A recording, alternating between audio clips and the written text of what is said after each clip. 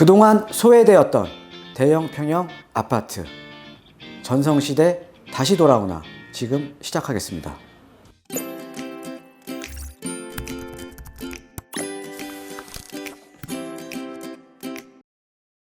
네, 안녕하십니까. 드림몬스터투자연구소 정창래입니다.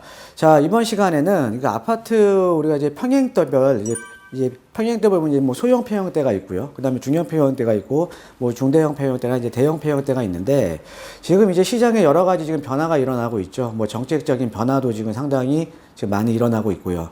거기에다가 뭐 대내적인 좀 경제 여건이 안 좋아지는 가운데 지금 이제 금리 같은 거 이제 뭐 저금리에다가 뭐 저성장, 그다음에 저물가 이런 여러 가지 이제 경제 사항도 많이 변화가 되고 있죠. 자, 그러면서 지금 이제 아파트 같은 경우에도 우리가 그동안은 소형이라던가 상대적으로 중형 평형에 대한 선호도가 상대적으로 높았거든요.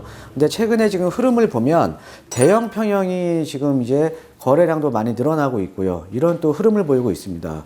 자, 우리 시청자 여러분들께서 당연히 우리가 이제 시장이 이렇게 좀 변화가 되면 당연히 우리가 투자에 대한 대상이 달라지는 거잖아요. 그래서 최근에 아파트 대형 평형에 대한 어떻게 보면 변화라든가 이런 것들을 오늘 좀 자세히 알아보는 시간을 갖도록 하겠습니다. 자, 일단 주제는요, 지금 서울의 아파트 이제는 대형 평형이 뜬다 라고 제가 이제 주제를 지었는데 일단 좀 시장에 대한 흐름을 한번 살펴볼게요. 자, 한번 보면요. 자, 이게 올해 서울의 아파트 규모별, 그러니까는 각 이 평형대별 매매가 평균 상승률과 평균 가격입니다. 자, 이건 제가 이제 그 신문 기사에서 제가 이제 스크랩을 좀 한 건데요. 자, 보면은 우리가 이제 소형 평형대 같은 경우는 2018년 1월 대비해서 2019년 9월 대비 이렇게 해서 이 소형 평형 같은 경우에는 2.35% 정도 이제 가격이 올랐고요. 그 다음에 이제 중소형 평형대 같은 경우에는 3.37%, 그 다음에 이제 중형 평형대 같은 경우에는 3.36%, 그 다음에 중대형 평형대 같은 경우에는 3.14%, 그 다음에 이제 대형 평형대 같은 경우에는 3.41%로 다른 평형대별해서 대형 평형에 대한 지금 가격이 좀 많이 올랐습니다. 그러니까 또 하나는 여기서 우리가 유심히 좀 보셔야 되는 게 물론 이제 이 중대형 평형대가 소형 평형대보다는 이제 가격 상승률이 높았지만 상대적으로 중형 평형하고 대형 평형에 비해서는 가격 상승률이 조금 낮았죠. 자, 여기에서도 우리가 좀 알아볼 수가 있는 게 상대적으로 우리가 이 중형 평형하고 이제 대형 평형을 비교를 해보면 아예 큰 것들. 그러니까 아파트, 그동안 좀 우리가 대형 평형에 대한 선호도가 상당히 낮았잖아요. 자, 그런데 그 중에서도 아예 큰 이 대형 평형이 되려 중대형 평형 때보다는 더 많이 올랐다라는 거죠. 그러니까 우리가 여기에서 우리가 볼 수가 있는 게 어떻게 보면 우리가 아파트 평형대에서도 어느 정도 지금 양극화가 좀 일어나고 있다. 라고 좀 이제 보시면 되겠습니다. 자, 그래서 요 이제 데이터를 놓고 이제 한번 풀어볼게요. 한번 풀어보면, 자, 우리가 이제 과거에 이제 부동산 시장 같은 경우에 특히나 제가 이제 상담을 해보면 우리 그 베이비 부머들, 이 베이비 부머들이 상대적으로 중대형이나 대형 평형대를 많이 이제 보유를 하고 계시거든요. 그 다음에 우리가 예전에 이제 보면은 서울에 이제 뭐 중형 평형대 아파트 팔고 사실 뭐 용인이라던가 이런데 대형 평형을 많이 매입을 하셨어요. 근데 그 이유가 뭐냐면 우리가 과거에는 평형대가 넓을수록 시세 차익이 컸습니다. 그러니까 과거에는 우리가 대형 평형에 대한 선호도가 상당히 아주 높았다라는 거죠. 근데 그 이유를 한번 살펴드리면, 자, 우리가 과거의 부동산 시장은 우리 이 투자자 시장으로 보셔야 돼요. 자, 어떤 거냐면, 우리가 부동산 시장은 투자자 시장과 그 다음에 실수요자를 움직이는 수요자 시장으로 한번 이렇게 나눠볼 수가 있거든요. 근데 과거에 우리가 아파트 시장 같은 경우에는 주택 공급이 상당히 부족했었던 시기였기 때문에 이 수요자 시장이 아닌 사실 투자자 시장에 좀 가까웠다라는 거죠. 자, 그래서 이런 뭐 과거의 부동산 시장에 특히 아파트 시장이 투자자 시장이었는데 그 이유가 뭐냐면 주택 공급이 전반적으로 다 부족했었죠. 그렇죠? 예, 주택 공급이 부족했다 보니까 자, 당연히 사놓으면 시세 차익이 가능한 겁니다. 사놓으면. 그러니까 사놓기만 하면 차익이 가능해졌어요. 자, 그럼 사놓으면 시세 차익이 가능하니까 상대적으로 수요자 입장에서는 내 소득 수준보다 넓은 평형대를 매입을 한 거죠. 그러니까 원래 내 소득 수준에는 20평형대를 사야 되는데 대출을 받아서, 그러니까 론을 받아서 30평형대를 매입을 한 거고요. 그 다음에 내 소득 수준에는 30평형대를 사야 되는데 40평형대를 대출을 받아서 매입을 했다라는 거죠. 왜 그래요? 시세 차익이 가능했으니까 이자보다는 차익이 월등히 높았기 때문이죠. 이자보다는. 그죠? 그러니까 우리가 과거에는요, 사놓으면 시세 차익이 가능했고, 그 다음에 그래서 우리가 소득 수준보다 상향해서 지금 주택을 매입을 한 겁니다. 상향해서 주택을 매입을 했으니까 상대적으로 대형 평형이 넓을수록 시세 차익이 컸습니다. 결론적으로는. 그래서 평형대가 클수록 시세 차익이 컸죠. 그래서 우리가 과거에는 대형 평형에 대한 선호도가 뚜렷하게 높았어요. 자, 그런데 시장이 변해버렸죠. 자, 어떻게 변했냐면, 자, 지금 현재 이제 부동산 시장을 보면, 현재의 부동산 시장은 주택 공급이 어느 정도 됐기 때문에, 과거와 같은 투자자 시장보다는 사실은 수요자 시장에 더 가깝다라는 거죠. 자, 수요자 시장에 더 가까워 오면서 주택 공급이 어느 정도 된 상태에서, 물론 지금 서울이라는 지역은 주택 공급이 부족하지만, 전체적으로 보면 주택 공급이 과거보다는 많이 됐잖아요. 그죠? 예, 그래서 주택 공급이 어느 정도 된 상태에서는, 자, 이 주택 공급이 어느 정도 됐고, 그 다음에 주택 가격이 과거보다 많이 상승을 하니까 자가 부담이 많이 높아지는 겁니다. 그러니까 대출을 받더라도 수요자 입장에서는 내 돈이 더 많이 들어가는 거예요. 그리고 이제 주택 공급도 아주 부족한 건 아니고요. 그러니까 어떻게 이제 주택을 매입을 하면 내 소득 수준에 맞는 수평적인 구매가 이루어지고 있는 겁니다. 그러니까 과거에는 아까 내 소득 수준보다 높은 부동산을 매입을 했지만 주택 가격이 상승을 하고 자가 부담이 늘어나면서 내 소득 수준에 맞는 부동산을 매입을 하는 거예요. 그러니까 뭐냐면 수평적인 구매가 이루어지고 있다는 거죠. 그러니까 소득 수준에, 수요자들의 소득 수준에 비례해서 수평적인 구매를 계속적으로 하고 있다는 거죠. 자, 그러니까는 수평적인 구매가 이루어지니까 상대적으로 소형이라던가 중형 평형에 대한 선호도가 높아지면서 최근까지는 소형이나 중형 평형대에 대한 이 중형 평형대에 대한 차익이 대형 평형대보다는 상대적으로 아주 월등하게 높았다라는 거죠. 자, 그런데 최근에 지금 이제 대형 평형이 지금 가격이 오르고 있거든요. 자, 그런데 또 이제 그 당시에 한번 또 시장을 한번 살펴보면, 자, 소형이나 중형 평형대에 대한 이 소형이나 중형 평형대가 상대적으로 대형 평형에 대해서 강세를 띠는 요인들이 있습니다. 첫 번째가요, 1, 2인 가구가 지금 증가를 하고 있는 겁니다. 지금 우리가 서울 도심권 같은 경우에는 1, 2인 가구 비율이 약 한 전체 가구 구성비에서 약 한 53% 정도가 돼요. 53%. 자, 그런데 이 1, 2인 가구가 2025년에서 2030년 사이에는 65%까지 늘어날 겁니다. 자, 그러니까 1, 2인 가구가 늘어난다라는 거는 어때요? 주택이 작아질 수밖에 없겠죠. 그렇죠? 예, 주택 평형대가 작아질 수밖에 없잖아요. 자, 그런데 1, 2인 가구가 늘어나는 요인들을 보면, 자, 비혼이 요즘 이제 결혼 안 하시는 분들이 많죠. 결혼 안 하시는 분들이나 이제 좀 늦게 결혼하시잖아요. 그렇죠? 비혼이 증가를 하고, 그다음에 이제 고령화 시대에 접어들면서 이제 부부끼리 이제 오랫동안 이제 같이 이제 2인 가구, 1인 가구 이렇게 오랫동안 이제 지금 하시는 거죠. 그러니까 비혼도 증가하고 또 고령화 시대에다가, 자, 거기에다가 이제 출산율도 낮다 보니까 1, 2인 가구들이 계속적으로 증가를 하는 겁니다. 그러니까 1, 2인 가구가 증가를 한다라는 거는 주택에 대한 다운사이징이 이루어지면서 당연히 소형이나 중형 평형대가 강세를 뜰 수밖에 없었다라는 거죠. 자, 거기에다가 우리가 이런 그 사회적인 요인 말고 어떻게 보면 이제 정책적인 요인도 있거든요. 자, 어떤 거냐면, 자, 제가 여기 써왔어요. 세금에 대한 절세. 그동안 우리가 최근까지는 이 소형 평형대 같은 경우는 세금에 대한 절세를 할 수가 있었다라는 거죠. 자, 어떤 거냐면 항상 우리 투자자들은요, 합리적인 방향으로 움직입니다. 내 세금을 절세하기 위해서, 내가 돈을 더 벌기 위해서 합리적인 방향으로 움직인다는 거죠. 자, 그런데 우리가 전용면적 85제곱미터 이하는 임대사업자에 대한 혜택이 상당히 임대사업자의 혜택이 상당히 컸거든요. 자, 그러니까 임대사업자 혜택이 뭐가 있습니까? 종부세에서도 합산 안 됐어요, 원래. 종부세 합산 배제.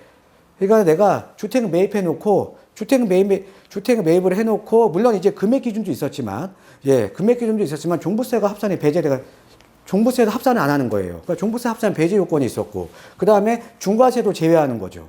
자, 지금 우리 서울 같은 조정 대상 지역은 다 중과세잖아요. 근데 임대사업자로 등록을 하게 되면 중과세도 제외가 됐었다라는 거죠. 자, 그러니까 이런 여러 가지 세제적인 혜택이 있으니까 당연히 소형이나 중형 평형대 아파트를 매입하려는 투자자가 유입된 거 아닙니까? 자, 그러니까 상대적으로 그러니까 투자자가 많이 유입이 되니까 가격이 많이 올랐다라는 거죠. 예. 자, 그래서 우리가 이 소형이나 중형 평형대에 대한 강세 요인을 한번 살펴보면 이런 1, 2인 가구 증가라는 사회적인 요인도 있지만 이런 정책적인, 세금적인 요인도 존재를 하고 있다라는 거죠. 자, 그런데 최근에 지금 아까 보여드렸듯이 대형 평형의 평균 가격 상승률이 지금 다른 평형대에 비해서 더 높게 나오고 있잖아요. 그 이유가 뭐냐면, 자, 이제 세부담이 증가를 한 겁니다. 과거에는 임대사업자에 대한 혜택이 전용면적 85제곱미터 이하에 많이 이제 있었다 그러면 9.13 대책 이후에는 임대사업자에 대한 혜택이 축소가 돼버린 겁니다. 자, 어떻게 축소가 됐어요?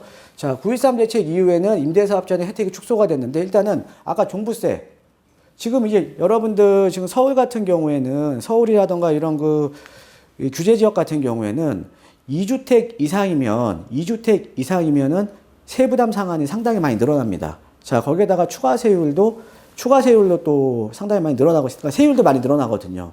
그러니까는 이 종부세가 합산이 돼 버리니까 보유세 부담이 상대적으로 아주 높아진 거예요. 보유세 부담도 높아지고, 그 다음에 중과세도 돼버리죠. 9.13 대책 이후에 매수한 주택을 임대사업자로 등록을 하게 되면 중과세도 적용이 돼버립니다.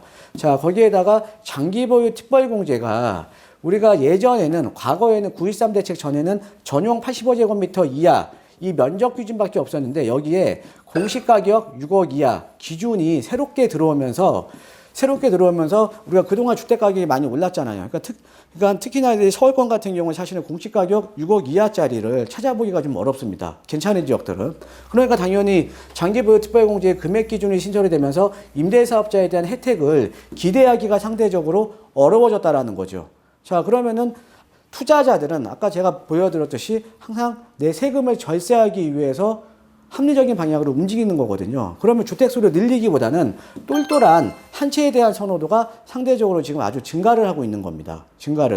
예, 똘똘한 한 채에 대한 선호도가 증가를 하니까 그동안 소외되었던 대형 평형에 대한 거래량이 지금 늘어나고 있는 거죠.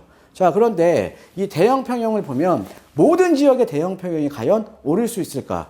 사실은 우리가 외곽 지역에 지금 대형 평형들 많잖아요. 용인의 성북동이라든가 이런데 대형 평형들 많거든요. 그러니까 우리가 모든 지역의 대형 평형이 과연 오를 수 있을까? 이거를 한번 생각을 해보시자는 거죠. 자, 보면 요 자료가 뭐냐면요. 올해 1월 달부터 올해 8월 달까지 해서 8월 달까지 이제 지금 이제 실거래가 신고했던 통계가 나왔거든요. 자, 그리고 올해 1월 달부터 8월 달까지 해서 대형 평형의 거래량입니다.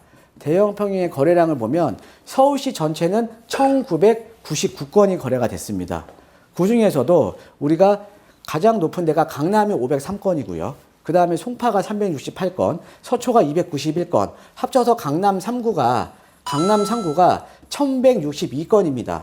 자, 서울시에 25개 자치구가 있는데 1999건 중에 강남 3구에서만 1162건이라는 거는 대략 몇 프로로 하면 6166, 자, 60% 정도가 강남 3구에서 거래가 됐다라는 거죠. 25개 자치구 중에. 자, 어떤 의미냐면 대형 평형도 오르는 지역에 따로 있다라는 거죠. 대형 평형도 오르는 지역에 따로 있고, 또 대형 평형이 있더라도 오르지 못하는 지역에 따로 있는 겁니다. 그럼 대형 평형이 어떤 지역의 가격이 오를 수가 있느냐? 바로 이런 지역이죠. 자, 선호도가 높은 지역입니다. 선호도가 높은 지역. 주거 선호도가 높은 지역. 우리가 대표적으로 강남 3구라던가 마포, 용산, 성동이라던가 아니면 강남 3구 주변에 강동이라던가 아니면은 뭐 동작까지 해서 이런 거 상대적으로 주거에 대한 선호도가 높은 지역이 어떻게 보면 주거에 대한 높은 지역이 대형 평형이 오를 수가 있다라는 거죠. 거기에다가 구매 여력이 어찌됐든 대형 평형 때는 지금 소형이나 중형 평형 때보다는 가격이 상당히 높잖아요. 그러니까 당연히 구매 여력이 받쳐주는 지역들이 대형 평형이 가격이 오를 수가 있다라는 거죠. 자, 그러면은 반대로 외곽으로 갈수록요, 외곽에 있는 대형 평형은 과연 가격이 반등을 할 수가 있을까? 사실 제 개인적인 의견으로는 반등하기가 어렵다라고 봅니다. 자, 그 이유가 뭐냐면요. 자, 외곽으로 갈수록 소형 평형에 대한 선호도가 높다라고 제가 이제 지금 딱 답을 드렸는데 그 이유를 한번 설명을 해드릴게요. 자, 이런 거죠. 수요자들 입장에서는 아파트를 보면 서울 도심의 아파트 가격이 너무 많이 상승을 했습니다.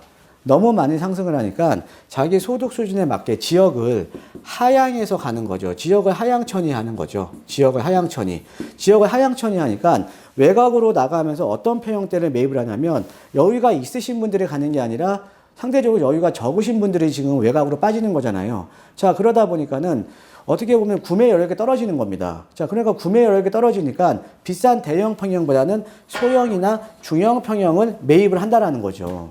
자, 그렇기 때문에 외곽으로 나갈수록 소형 평형에 대한 선호도가 높아질 수밖에 없습니다. 왜? 실수요자들이 지역을 하향천이하면서, 그러니까 높아진 주택, 서울 도심의 높아진 주택 가격에 지역을 하향천이해서 주택을 매입을 하는데 상대적으로 부담이 적은 소형이나 중형 평형대를 선호하기 때문에 대형 평형은 가격이 크게 오를 수가 없다라는 거죠. 자, 그래서 이렇게 보시면 아파트 가격이 상승을 하니까 당연히 지역을 하향천이하면서 소형 평형에 대한 선호도가 높아질 수밖에 없다. 외곽 지역은. 그래서 우리가 대형 평형, 상대적으로 그동안 시장에서 소외되었던 대형 평형이 오르는 지역은 주거 선호도가 높고 구매 여력이 받쳐주는 지역만 선별적으로 오를 수밖에 없다라고 보시면 됩니다.